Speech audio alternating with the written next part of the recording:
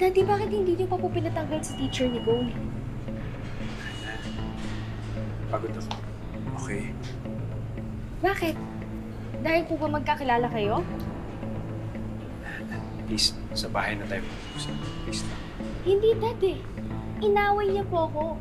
Dapat po maparusahan siya. Bumalik tayo doon, Dad. Patanggal mo po siya, Dad. Please. Hana, sinabi ko na tumigil ka, di ba? Kinausap ko na siya, di ba? Ano pa bang gusto mo? You know what? This is your fault also. Pinabayaan mo mahulog yung teacher mo. How could you do that? I'm so disappointed with you. Let's talk at home.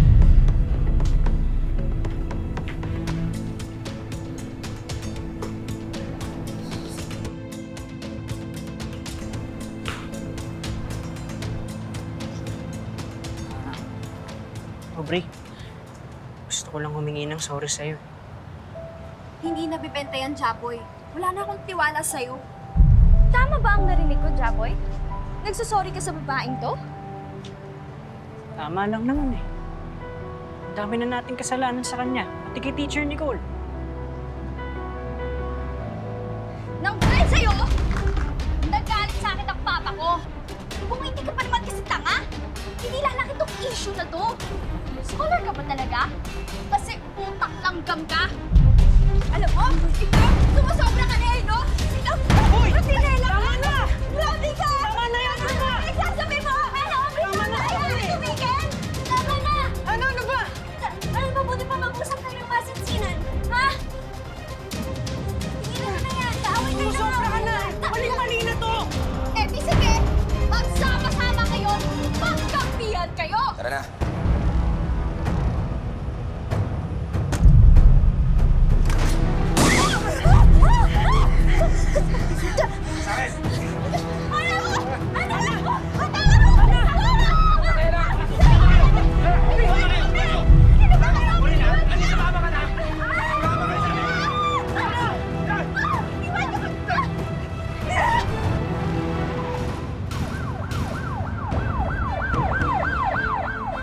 Miss Pearl! Bakit niyo pinabayaan yung anak ko? Ano ba klaseng pagpapatakbo ginagawa niyo dito? Sir Martin, pasensya na ho. Kahit ho kami, nagulat ho kami sa pangyayari. Alam mo, pag may nangyari sa anak ko, idedemanda ko kayo. Actually, sir, hindi lang naman ho yung mga bata yung nakuha nila eh. Pati ho si Teacher Nicole.